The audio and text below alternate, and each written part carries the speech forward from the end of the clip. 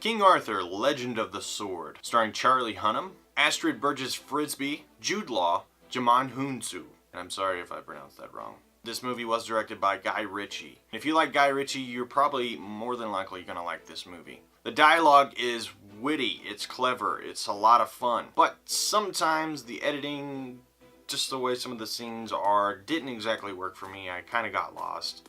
But I was able to kind of get my bearings once again and have a lot of fun in this movie. So if you don't know anything about this, it's basically the retelling of the King Arthur story. Instead of King Arthur being raised by Merlin, King Arthur is raised in the streets and pretty much becomes a mobster, which is an interesting way to take the story. And honestly, I enjoyed this movie a lot. It was a lot of fun, although some of the CGI effects were kind of lousy and, well, they weren't lousy. It was just noticeable. Some of the heavier action sequences felt like a video game. You are kind of getting the Sherlock Holmes fight sequences in there that are really nice. But overall, I enjoyed this movie. I think it's worth a watch. Whether or not it's worth seeing in the movie theater, that's a little different story. Maybe a matinee price. It's not worth seeing in 3D. I couldn't tell a whole lot of difference. But overall, I think I would give King Arthur, Legend of the Sword a 7 out of 10. That's a gracious 7. For the most part, it was easy to follow and it was enjoyable.